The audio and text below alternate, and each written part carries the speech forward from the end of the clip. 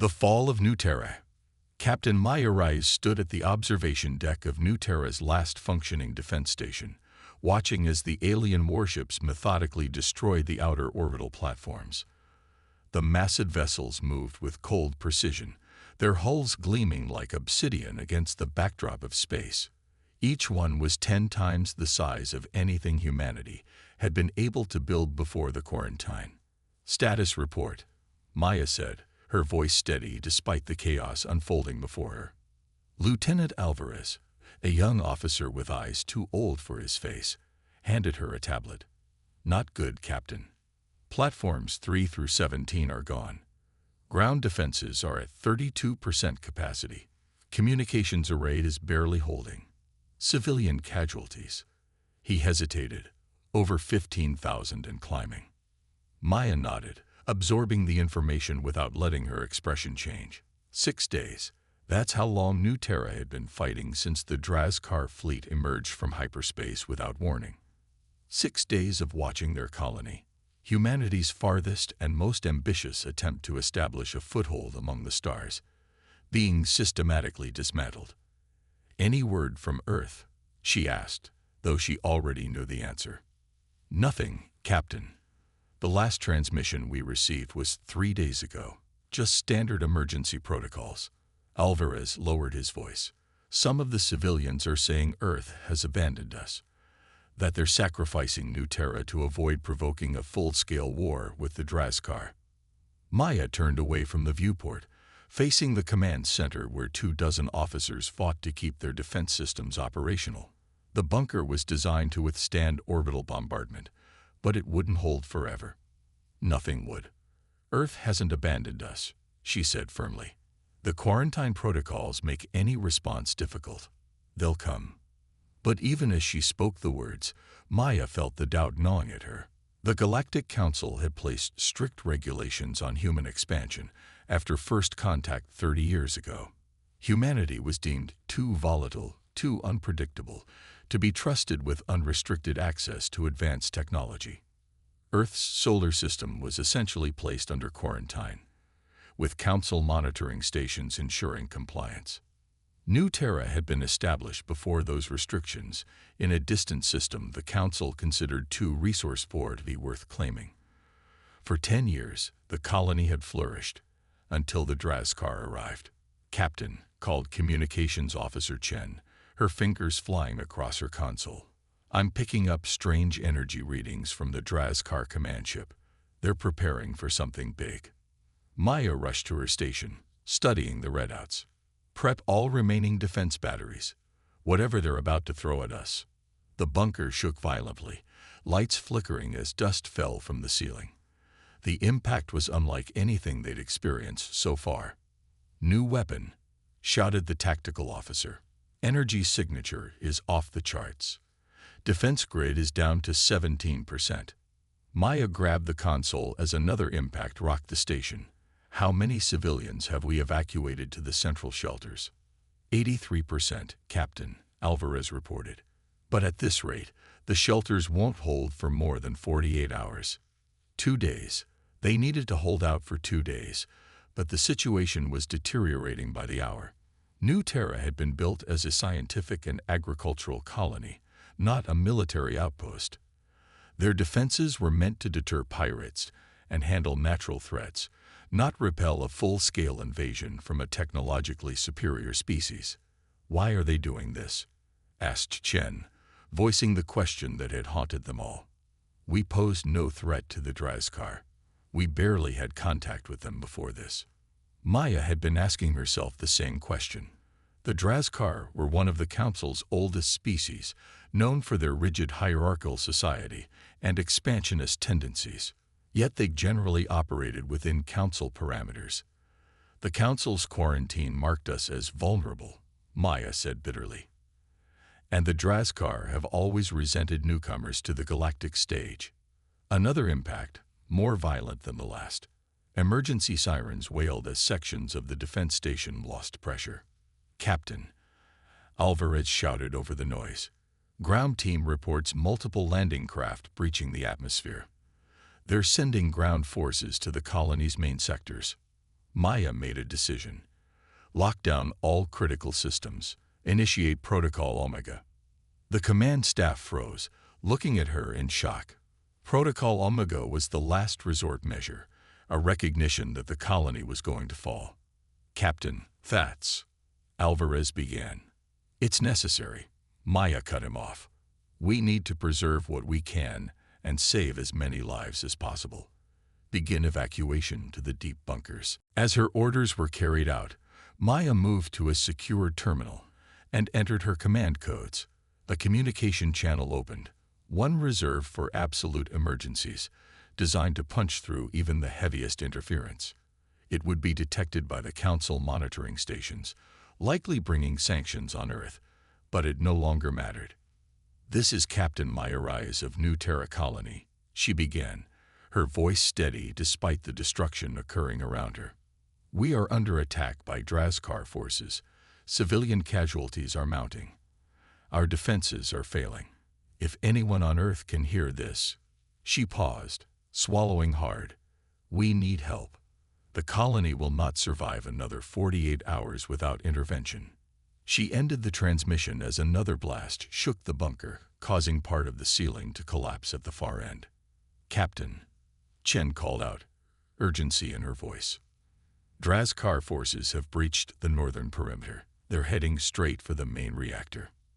If they lost the reactor, they'd lose all remaining power to their defense systems and life support in the civilian bunkers. Thousands would die within hours. All security teams to the reactor, Maya ordered. I'm going down there myself. Alvarez stepped forward. Captain, protocol dictates you remain at command. Protocol doesn't matter anymore, Lieutenant. You have command of what's left of our defenses. She grabbed a pulse rifle from the weapons locker. Keep our people alive as long as you can. 20 minutes later, Maya was leading a hastily assembled team of 20 soldiers and security personnel through the maintenance tunnels that ran beneath the colony's main complex. The sounds of battle echoed through the metal corridors, energy weapons discharging, explosions, and occasionally, screams. Life signs ahead, whispered her second, Sergeant Torres, checking a handheld scanner. At least 30 non-human signatures approaching the reactor's auxiliary control room. Maya nodded, signaling for the team to take defensive positions. The Drazkar were humanoid but taller, with exoskeletal ridges and 4 arms that gave them advantages in close combat. If they reached the reactor controls, we hold this position, she told her team. No matter what. The first Drazkar soldiers appeared around the corner, their armor gleaming under the emergency lighting. Maya opened fire, her pulse rifle sending blue bolts of energy toward the aliens. The corridor erupted in chaotic light as both sides exchanged fire. 3 of her team fell in the first exchange. The Drazkar lost more, but they had numbers to spare. Maya knew they were fighting a losing battle, but every minute they delayed the aliens was another minute for civilians to reach the deeper shelters. A blast hit the wall beside her, showering her with sparks and debris. Maya felt a sharp pain in her side but kept firing. The Drazkar were only 20 meters from the auxiliary control room now. Torres, she called over the commotion. Take 3 people and get to the control room. Lock it down. The rest of us will hold them here. The sergeant hesitated only briefly before following orders, disappearing down a side passage with 3 soldiers. Maya and the remaining team intensified their fire, creating a wall of energy blasts that temporarily forced the Drazkar back. It wouldn't last. Maya knew that.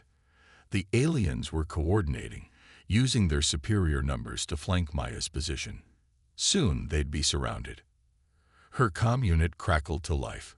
Captain, came Alvarez's voice, strained and breaking up. Orbital defenses have failed completely. They're landing troops throughout the colony. Central Medical is overrun. Static interrupted the transmission before it cleared again. Can't hold much longer. Understood, Lieutenant. Maintain Protocol Omega. Save who you can. Maya replied, ducking as another energy blast nearly took her head off. Her rifle's charge indicator blinked red, nearly depleted. Around her, the remaining defenders were in similar situations, fighting with dwindling resources against an overwhelming force. "Captain," Torres's voice came through her comm. "We've secured the control room, but they're cutting through the door. We can't hold much more than 10 minutes. 10 minutes. Not enough time for any meaningful evacuation. Not enough time for anything except. Sergeant, initiate reactor shutdown procedures. Emergency Protocol 9 to 7 Delta." There was a pause. "Captain, that will take all remaining systems offline. Life support in the bunkers." "I know what it means, Sergeant. Do it anyway. Better a controlled shutdown than letting them weaponize our reactor against the remaining population." As Torres acknowledged the order, Maya heard a new sound cutting through the chaos of battle, a high-pitched whine that made her blood run cold. She'd heard intelligence reports about the Drazkar's newest weapons, area effect sonic disruptors that targeted organic matter. "Fall back," she yelled to her remaining team, but it was too late. The whine reached a crescendo, and Maya felt as though her body was being torn apart from the inside. She collapsed to her knees, blood streaming from her ears and nose, watching helplessly as her soldiers fell around her. Through blurring vision, she saw Drazkar soldiers stepping over the bodies, moving toward the control room. She tried to raise her weapon but couldn't command her muscles to respond. As consciousness began to fade, Maya's thoughts turned to Earth, the planet she'd left behind 7 years ago to help build humanity's future among the stars. Had her final message gotten through? Would Earth even attempt a rescue, knowing the Council restrictions and the overwhelming Drazkar force? New Terra was falling, and as darkness claimed her, Captain Maya Reyes couldn't escape the thought that perhaps they truly had been abandoned after all. The dawn of humanity's power. The Drazkar command vessel Inevitable Dominion hung in orbit above New Terra, its massive hull eclipsing the sun from portions of the colony below. On the bridge, Supreme Commander Vexhan watched with satisfaction as his forces methodically dismantled the human settlement. "The reactor is secured," reported his second, Sub-Commander Corral. "The remaining defensive positions will fall within 12 hours. Human resistance is crumbling." "And the message the humans attempted to send?" Vexhan asked, his forearms clasped behind his back as he studied the tactical display. "Intercepted, Supreme Commander. Even if it reached their homeworld, the Council quarantine ensures no help will come. Earth cannot deploy military forces this far without violating multiple treaties." Vexhan nodded, his facial ridges tensing in the Drazkar expression of pleasure. The Council's restrictions on humanity were fortuitous. These creatures advance too quickly, adapt too readily. Better to crush this outlying colony now, claim its resources, and demonstrate to the Council that humans cannot be trusted with any presence beyond their home system. A junior officer approached, bowing low. "Supreme Commander, our long-range sensors are detecting unusual energy fluctuations at the edge of the system." Vexen turned sharply. "What kind of fluctuations?" "Unknown, sir. The pattern doesn't match any known drive signatures in our database." Before the commander could respond, alarms blared across the bridge. The tactical display flashed red as new contacts appeared, dozens, then hundreds of them, emerging from what appeared to be tiers in space itself. "Impossible," breathed Krall, staring at the display. "Those are ships. Hundreds of ships." Vexen moved closer to the display, his expression darkening. The vessels were appearing in a formation that could only be deliberate, a massive wall of warships arranged in attack position, and they were unmistakably human in design. "How?" he demanded. "The humans do not possess this technology. The Council restricted their development." The communication officer's station suddenly lit up. "Supreme Commander, we're receiving a transmission. It's being broadcast on all frequencies, overriding our encryption." "Put it through," Vexen ordered, his voice deadly quiet. A human face appeared on the main screen.